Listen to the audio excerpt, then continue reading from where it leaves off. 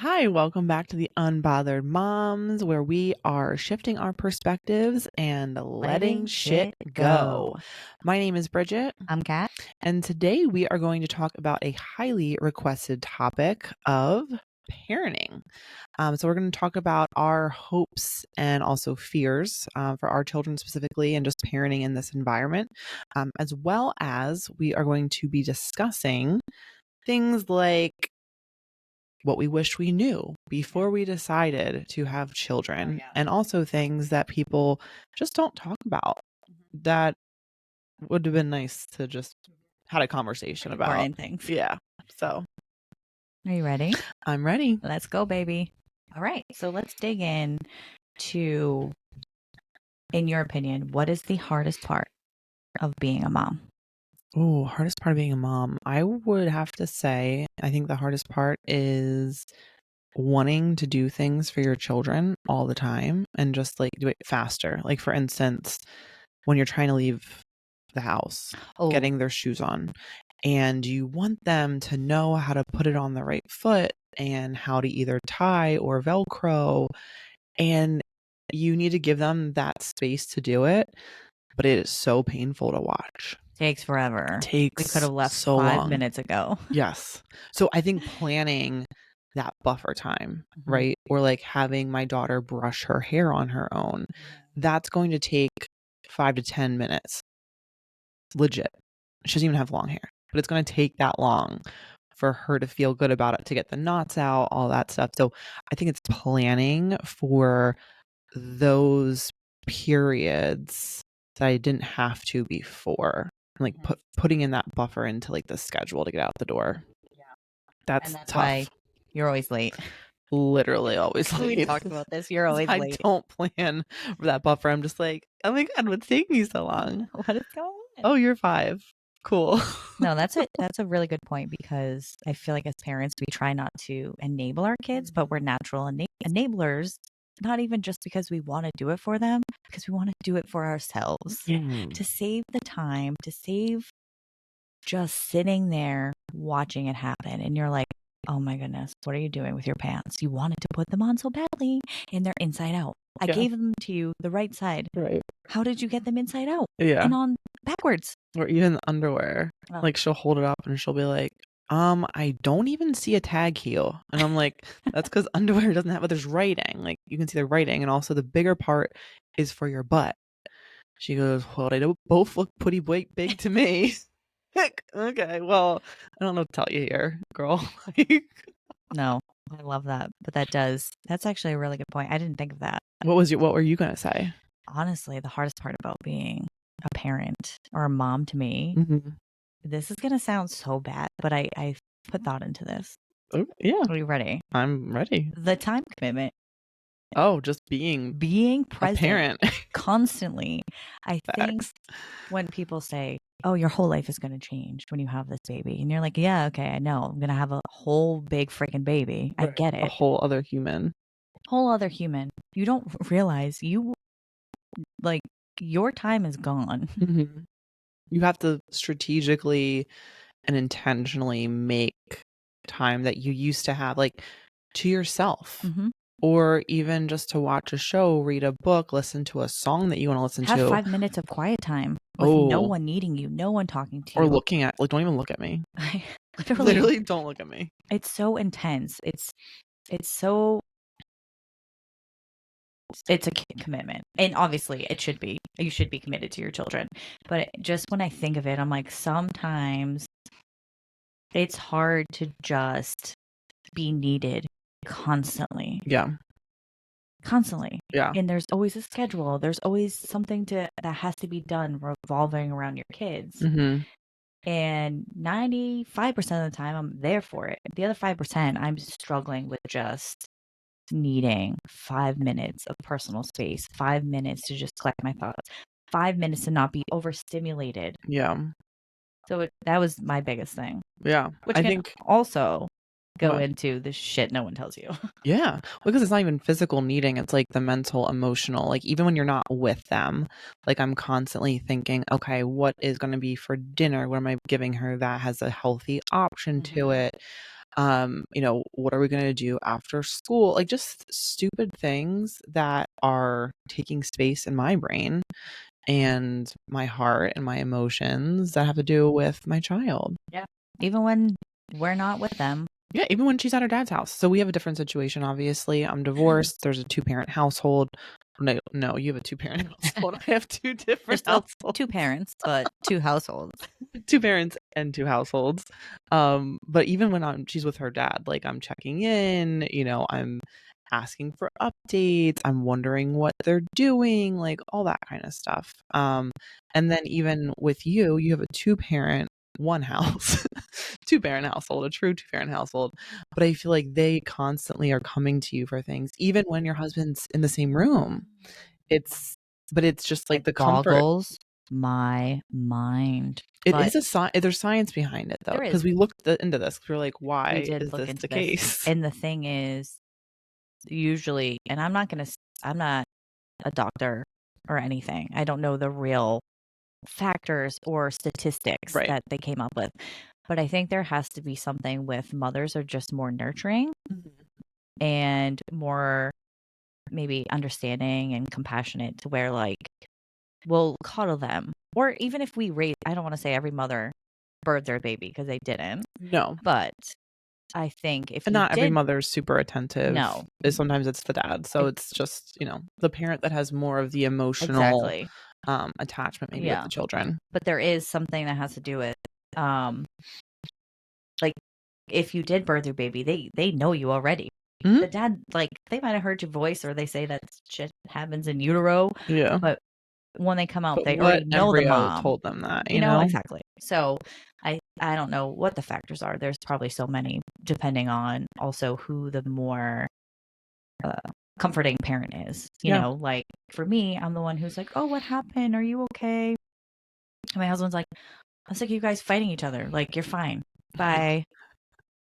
Different parenting styles. It works. They both need both of those parenting styles, so it helps. But sometimes I'm like, can you ask your dad? He's literally sitting next to you. And it's like, but I want you to get me some juice. And I'm like, if I have to get one more juicy juice, who's getting me a juice? Who's getting me the juice? I feel that way though. Sometimes I'm like, who's helping me? Who's getting me something? Yeah. Listen, you little peasant, go get me something from the fridge. That is funny because I feel like a peasant in my own house. Like, am I your butler? Am I your maid? And then But we are. And she'll go, if you want to play a game, I can play with you. And I'm like, no, that's literally not what I meant. It was just over your head. Just over your head. She's writing. She's like, here's the duster. Yeah. She's like, do you want a full suit or like a maid outfit? Like, what's the vibe? And I'm like, I just want you to do something for yourself. Stop ordering me around. And also with like hardest parts, I think never knowing what's next. Whether it be like a mood swing, a meltdown, or just like even a growth spurt, out of nowhere, my daughter will just start eating 4 or 5 meals. And I'm like, what is happening? And then she grows a size in a couple of weeks. And literally like 2 turkey burgers, like an array of fruits and vegetables. I'm not saying like a full platter, but like baby carrots, peppers, strawberries, and then it's like applesauce, and then it's like French fries. And I'm like, where is it all going? But then, it's another size up in shoes, another size up in clothes. It's like, wow. And then you're constantly shifting out and changing closets regardless of season because they just keep growing out of their clothes. They just keep growing. And I just keep handing you bags for your daughter. Yeah. So I'm getting the rewards in that situation. Yeah. We have clothes out the wazoo. So thank you. Yeah. But yeah, you just don't know, even just starting kindergarten, we didn't know what to expect. Emotions and what the timing would be like of things. We work full time. So now there's a different schedule thrown into our mix. Yeah, like I constantly take a meeting every Monday in the car, which luckily my workplace is super, super accommodating. My team understands. But that's different. If I didn't have this great work environment, that might be an issue. You know what I mean? Yeah, that's hard because you know there are parents out there that really struggle with that. Oh, yeah. Whose workplaces don't care that you have kids. Right. Like, Right. screw you, workplaces. Or like that your daughter doesn't want to take the bus because she's terrified, so you have to wait in the pickup line. That takes forever. So Oh not gosh. happening here. Get on that bus. Get on the yeah. No, she'll freak out. So rolling into Yeah. what is your biggest fear for your, I guess, not even for parenting, but maybe we can start with your biggest fear for your daughter. Yeah. So my biggest fear is just having her get mixed up in the wrong crowd, because I've seen it happen with people I grew up with where, you know, they're good kids, they're smart, they're intelligent, and now they have an ankle bracelet on. You know what I mean? Like extremes where like you see that progression, you see kind of where things went wrong, and it was innocent. You know what I mean? It wasn't like an intentional, like, oh, I'm going to do this, but it's like that one or two innocent decisions then kind of snowballs and snowballs and snowballs again, to the point where like, okay, like when I go to my mom's house, like you're delivering my pizza. Like I don't want that for my daughter. There's nothing wrong with that. But that's not something I want for her. And I'm hoping that that doesn't happen. And my fear, I guess, for me, myself, is that I raise her in a way that that's an easy decision for her to make. Yes. That bad decision. You know what I mean? So I hope that I'm raising, you know, somebody who's kind, who's conscious, who's accepting, but also, you know, follows her gut and understands like objectively, you know, what's right and what's wrong and kind of where that line is, which I think a lot of people struggle with in general. So it's a big ask. That's why it's a fear, because it's like, that's what I would like, but it might not happen. Yeah. It doesn't always happen for everybody. Yeah, no, that definitely makes sense. And it's funny you say that there's like a fine line. Yeah. Because for kids, how are they supposed to really know? They Right. only know based on what we've told them, or teachers, or, you know, superiors. Or what they see. And Or I think what they that's another see. issue too, is like YouTube and all that stuff is very accessible. So sometimes people put videos out that are cartoony, but they're not for kids. Yeah. So then if your restrictions are a little bit off, the algorithm might throw something in there, or they might click on something that they're not supposed to see. It's just like, it's very gray. It's such a hard time Yeah. to raise kids with social media. Yeah. Yeah. We're about to take YouTube off of their iPads completely, even though they're in like the 3 to 5 range. There's still, There's yeah. stuff that pops up there, and Or ads. we're like, what is this? Yeah. Why is this coming up? This is completely inappropriate. And it will look cartoonish, you know? And if you're a kid, you're just gonna be like, oh, I'll click on the next one. Yep. Oh, that's hard. But that is difficult because, I mean, you see it just in the media of these kids who have had great upbringings, we think, you know, but like pretty traditional upbringings, like no big problems. And then they're on TV for doing something very bad. Yeah. But like, yeah, or it could be like, you know, they could OD. Like that is super scary. Like drugs are so readily available. Like I know that there's like jokes about like DARE programs, and like I wish I got offered drugs is what I thought, but like they're so readily available, and then they can get laced with different stuff. Yeah. So like that's the scary part, right? Is when you have somebody who's trying to make money off of something and they need more product, they're going to beef it up with stuff that's not necessarily good for you. Yeah. And that's hard because all it takes is one time with the kids to either get hooked or worse. You know, so that's an interesting take. But it's scary. Oh, it is. Are there any other things that like you hope for, or that, you know, you're fearful of, whether it be with your son, your daughter, or both? I think with my kids, my biggest fear, and coming from the empath that I am, that I say, I don't want them to ever be swayed to not be kind and caring and compassionate. Like my son has such a big heart and he's sensitive. And I'm so worried that these outside influences are going to harden him up, let him know or make him feel that that's not acceptable because he's a boy. And I'm like, guess what? He's the kid who people would want to marry someday. Yeah. sensitive. Okay. We Mhm. don't want these people who don't cry, who don't have feelings, who don't wear their heart on our sleeves. Like, that's a bunch of BS. And I'm Mhm. sick of that. Yeah. Sorry, side rant, but I'm sick of that No, it's because good. we want men who can play both roles, who have both of those types within their personalities. It's okay to cry. Yeah, and also be able to articulate their emotions, right? It's not just like happy or sad, because that sometimes it's like very black and white. Mhm. It's like, no, I'm frustrated or I'm angry. There's a book that I've been reading, Izzy, and she really likes it, where it's multiple feelings. Like, you're allowed to feel more than one feeling at the That's good. same time. And then you can create your own fun word. So we've been reading that for, a couple nights the past couple weeks, and now she's requesting it, and now she's, creating her own multiple feeling words, which is like, I don't know, fun. Amazing, though. Yeah. I think it's pretty easy to see within people and within society, those who were not raised to be able to talk about their feelings. Open. Yeah.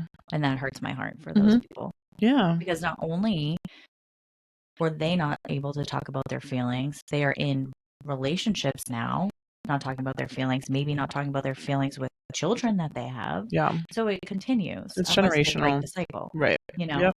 So I think my biggest fear is just that my kids are just really nice, kind kids. He doesn't lose kind of that soft, sensitive part of him, which might happen just naturally. Yeah. Fine. But I think getting a tough exterior is like a part of life, but at least if he can stay true to still being kind, even though, his guard might be up a little bit more. yeah, I think that's totally fine. that's me in a nutshell. Come at me, bro. And then if I let you in, it's beautiful. It's so beautiful. I'm And so if not, happy. see ya. Concrete walls. Love it. Love it. But for my daughter, it's hard being a girl in today's world, and that freaks me out. Mhm. Freaks me out. Just even, I try to be so body positive with Mhm. her, or I've really been trying to, like, listen, I hate wearing bathing suit. I just don't like it. If I could, I would wear full clothes, like a scuba gear. scuba gear outfit at I the would beach. love I to just see would. that. I would love to. That's just my style. That's what I feel comfortable in. I don't like feeling super exposed. It's Mhm. just me. Mhm.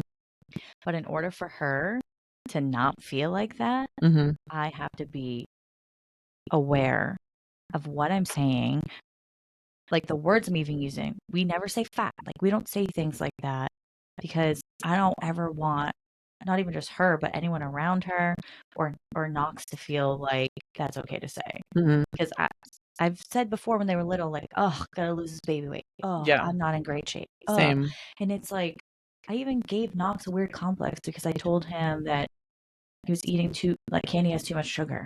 Mm. And then he was like, oh, what about the sugar? Oh, don't strawberries have sugar? And it's like little things like that. Yeah. Where you have to Just be educate. mindful Yeah. about what you're saying, because these little brains take it all in. Yeah, I know. And as she gets older, I don't want her to worry about her body. You have to just worry about your mind. Mhm. That's like the most important thing in your body, literally. Because if you don't have a good mindset, you're done for. Yeah. So I just hope she doesn't fall into, the crop tops, which might happen. But she has a long way to go. So hopefully full shirts come back Not in really. by then. All of like Target, I feel like, and even Old Navy is like a lot of crop top stuff. Like for little kids. And my I'm like, daughter has a "Get outta long here." torso, so like it just and she won't wear pants over her belly button. She folded her Softy shorts down the other day, and I almost wanted to faint. Yeah. I was like, what are we doing? Why are we doing this? But it wasn't even, I don't even know if she learned that anywhere. Like, I at 33 do not own Softy shorts any longer. But yeah, I don't know. It's just certain things that she does, and I just, again, I hid the scales in my house. Yep. I don't ever say I'm working out to like get rid of anything. It's just to be healthy. When I truly do enjoy salads, but like, me too. I love a salad. Salad great. So good. But when I eat salads, it's not to lose weight or so that I can have, 3 glasses of wine later, even though that's the real reason. It's just that it's a good, healthy option. And, Yeah, it's about balance. it really is. And I think I grew up where that wasn't done Oh, the yeah. right way. Yeah. It was just like, do you really need to eat that? Yep. stuff like that. Or trying on bathing suits. Maybe you should get the boy shorts. Yeah. Yeah. I got a donk. Yeah. I got Always have. a donkey. Okay. But it's true. And I think it carries over into later in life. Yeah. All these stepping blocks that we're building with them now. And I want her to be comfortable in her skin and not feel any bad ways about herself that could have been avoided. Yes. 100% agree with you. It's Yeah. harder for girls. I think it's getting better, but there is so much more pressure on us, I think. Like, yes. appearance wise, especially. 100%. Well, even aging, like, if you see a guy, I mean, I'm guilty of it too. If I see a guy like salt and pepper, little wrinkles, I'm like, ooh, that's attractive. But if I see a woman the same way, I'm not always feeling like, oh, she's super attractive. Yeah. I'm like, oh, wow, she looks a little old. I get your roots done.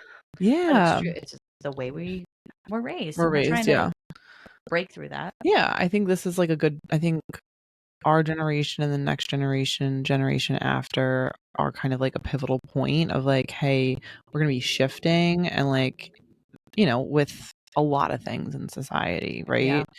But I think that it's kind of a pivotal point right now in the world. To shift perspectives. And letting shit go. And just being comfortable with who you are. Now, we talked about our fears. Is there any type, which kind of brings out the hope part though too? Yeah. It's like we hope they're good people. We hope they stay sensitive.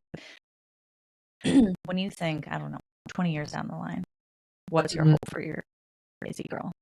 Oh, that's a good question. Right? I would hope that at the ripe age of 30, wait, what did you say? 20 years? Yeah, she'd be 25. Oh, my math again. God.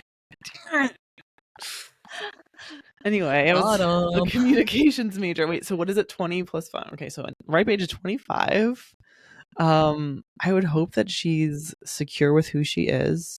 Even though she's still developing, I hope that she kind of, has a sense of self, that she doesn't rely on anybody else for happiness or validation in that. I hope that she is in a job or career that she loves. And I hope that she has a good group of people to surround her that love and care about her. I think she would really like that. I think she would too. I think she'd rock out with that. I'd rock out with that. I don't think she knows what any of that means right now. She'll know soon. But I think she'll know. She'll know. Yeah. How about okay, so when your son is, we just did the math, 25, and when your daughter is 22, what are your hopes? So for Sage at 22, I hope, I don't ever want to press or push college or anything on them. Same. I think that's really important that if they find a trade or something that they're really into, that they're supported and allowed to go into that. One of the most successful and I think overall happy people I know is my hairstylist. Yeah. Like she started when she was 15 or 16 doing hair. I met her when I was 22. She was 23. She has her own salon now. Like she's about to have a son. Like there's just all these things where I'm just like, and she loves what she does. It's not easy all the time, but like she loves it and she makes good money and she's living her dream. I feel like most people who have kind of like do trade work or something like that, working with their hands, whatever, they feel more pride in what they do. Yeah. Whereas us people who graduated college are like, we just need a job. Yeah. So there's more and we can't do math. We can't do math. No. But like these other people have passion. Yes, in what they do. Even if they don't love it, if you're building with your hands, if you're cutting hair, if you're running electrical for a building or like carpentry, like you will, there's results and you see it happening and you're a part of the big picture. Yeah. Whereas, if you go to college, you don't know really what's going to happen. So I think it's BS. I think your child should have a say in what they want to do, because 18 is very young to know exactly what you want to do. I did not know what I wanted to do. I give them kind of the not free range, but I would allow them to just kind of make those decisions because Explore they have to live options. those lives Mhm. that they choose. Question. Did you know going into college what you wanted to major in and what you wanted to do? Hell no. Okay, so how did you come up with your major and what was your major? I told you this. I Literature know. and philosophy. Oh. Remember? Which Oh. was like I thought it'd be a teacher. Yeah. And then like a year into it, I was like, oh, I don't want to do this. I kind of want to do like communications or something like that. But then I would have to do an extra semester to make up for certain classes that I had already taken the other way. So I'm like, I'm just going to finish and then see what happens. At least I'll have this piece of paper that I'm still paying off. Right. Literally. I mean, thankfully I landed into a good job now, but it was a struggle Yeah. after school The amount, because yeah. I think the amount of weight that a degree holds is like a little bit comical based on the courses that I took. And I think some of my my friends, specifically my college roommates, would also attest. They're like, this doesn't really like my one friend's a dentist. My one friend is a nurse. My one friend's a dermatologist. My one friend is an OBGYN. guys, My other friend is how an did they end up architect. with Bridget as a friend? We don't Sorry, know. she's pretty lame We compared to OBGYN, architect, yeah. We a dermatologist. videographer, like we literally don't know. But at the end of the day, we all went to college. They went a couple years, longer than I did to get those additional degrees. But like we all graduated with our bachelors and it was like, okay, we all have this piece of paper that And all means the same thing. And I literally. took pop culture. I took art 3 times at different schools to get credit. It's like, It's all a sham. Yeah. It's a sham. That's all. Unless you're going to Medical school. That's like important. legitimate school. Law school. Yeah. My friend who's a lawyer. Mhm. That's great. Yeah. Again, why are they all friends with me? I don't know. Well, listen, now we know to just go to you if we need anything. Yeah, I got the all the connects. But yeah, back to when my kids are older, Sage is 22, Dad's 25. I just honestly hope they are just enjoying the ride and they're just going with it and they're just living without the pressure. I felt so much pressure when I was young. And I don't want to say it was brought on like by my parents or anything, because it wasn't. I think it was just during that time, or even as a society. It's like you need to be married by 25 or have kids by this age. And there's always this timeline, this fictitious timeline when things need to get done. So I hope my kids are just fucking living their lives, having a blast. Because when you get older, shit gets real. So I just hope they're having fun, being smart, and enjoying life. Yeah. I think that's great. I hope they still want to hang out with me. Oh, yeah. I worry about that. Even like in the next couple of years, I'm like, oh, she's going to hate me. Just going to deal with it. I would just have to deal with it. Yeah, we'll just hang out together. It is what it is. I will force myself. I mean, I went a couple years where, I'm butt heads 24/7, 365. Natural. It's rough. Poor mom. But we love you, Mom. We love you, Maddie. Thanks for putting up with me. I don't know how you do it. I'm getting it. This is our last episode. I can't stand her. Just kidding. I mean, we did homework last night. And my daughter was like, Mommy, I like potties and homework is not a potty. And I was like, yeah, it's not. But you have to do it for the next like 13 plus years. So you got to figure it out. And then she started crying. And I was like, that is a fair response. Guys, 5-year-olds have homework, which who has homework? Parents. Annoying. Cut the shit out. Cut the shit. I'm over it. Speaking about being over it, you know what I'm over? What? Gatekeeping. What? And people gatekeeping information and not sharing it. That's what I'm over. Because guess what? First of all, as an adult, nobody knows what they're doing. No one. Literally nobody. And then especially as a parent, extra not knowing, because these little humans don't know what they're doing. And I think some of them are projecting it to us to make us second guess ourselves on occasion. 100%. So it's like nobody knows what they're doing. I feel like coming into parenting, you assume that people with kids just like a switch flips, right? Like what you're like, hey, you know about blah blah blah, right? And then guess what? They offer you some advice, but it's never the right advice. Right. Because every kid is different. Every parent is different. So even advice that I would get and you would get if it's the same kind, your delivery is going to be different than my delivery. Your kids are going to receive it differently than my kid. So like it's just a shit show out here. Which is why we aren't giving you advice. We are just chatting and Just take with it what you will. yeah. If you pick up on something that you're like, hey, that's a great idea, great. If not, great. Because guess what? When I was pregnant or like before having kids, someone should have said, run for your life. Because Oh, it's fucking crazy. yeah. No one. Everyone's like, it's great. It's awesome. Motherhood is amazing. Being a parent rocks. Yeah. Yeah. See, when people ask me that, because I was one of the first people in my group of friends to have a kid. Because they're all busy in school and having really big jobs. Literally going to school for 7 extra years. I'm just over here We're proud of you. getting pregnant, having a child, and now, you learn from me. First one to have a kid, first one to get a divorce. I'm just a book of lessons, and we love that about me. Thank you. And I am here to provide some lessons learned to all of you. But whenever somebody asks me, what's it like being a parent? I'm like, it is very rewarding, but it is very, very difficult. And there's definitely phases of ups and downs. And just when you feel like you're in the clear, something else happens, right? Like the teething phase. My one friend's son is going through teething right now. And she's like, we're not getting any sleep. He has fevers. I get worried. I'm like, his teeth are coming in. Like, what?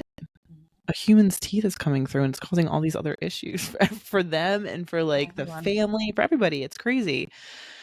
But yeah, it's hard. And I think something that makes it easier is having people that support you around you, maybe a partner that is, a participating partner, participating parent, somebody that you can just kind of vent to, which we found in each other sort of just like, why is my kid doing this? Yep.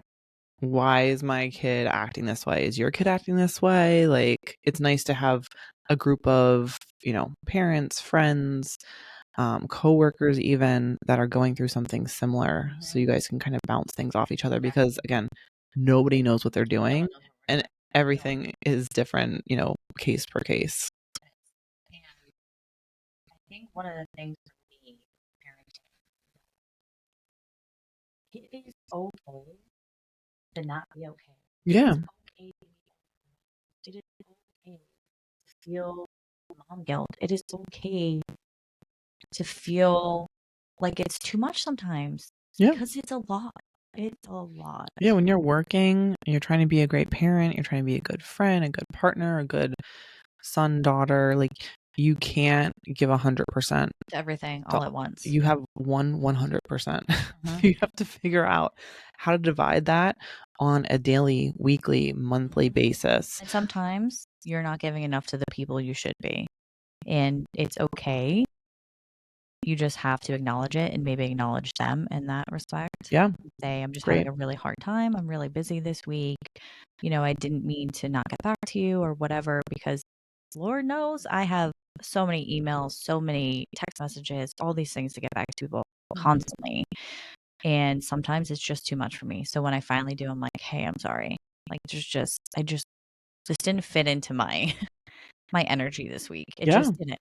And I wish we talked about that more, of how we're feeling these ways and not feeling not okay and feeling like we maybe are doing a bad job sometimes. Because guess what? We're all here. We're doing it together. Our kids are happy. Yeah. Like, we put this pressure on ourselves, and sometimes it's okay to yell.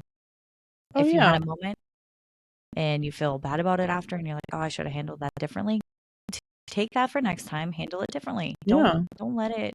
I've even had that conversation with my daughter of like a time maybe I've yelled or raised my voice and it was like a little bit over the top because I'm stressed out in these 5 other areas of my life. And I'm like, hey, mommy just yelled.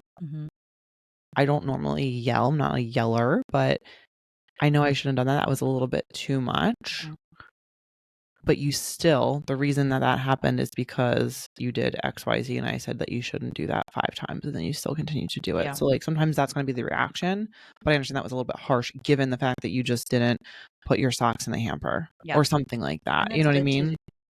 to go through that interaction with her and with our kids because it shows them how life is going to be. Because that's how it's going to Yeah. be when you deal with a boss who says something and then they're like, oh, sorry, I took that out on you because blah, blah, blah.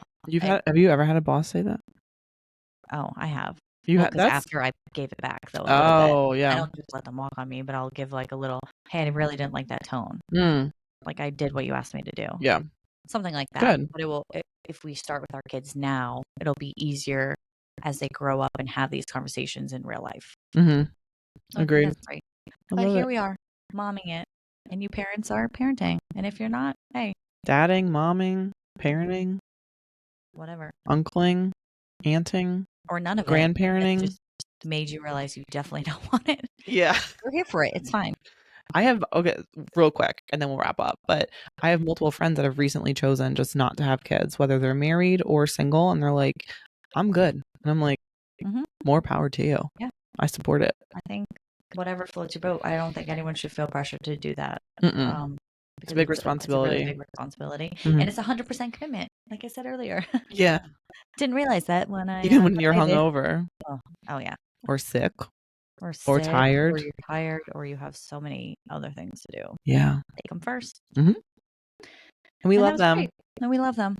And we thank you so much for joining us on this episode to discuss our hopes and fears and things we wish we knew prior to having kids. If you enjoyed it, please subscribe, leave a review. You can find us on Spotify, YouTube, and iHeartRadio. And for any behind the scenes content, check us out on Instagram. You'll love it at the Unbothered Moms. And we will catch you next week. Bye. See ya.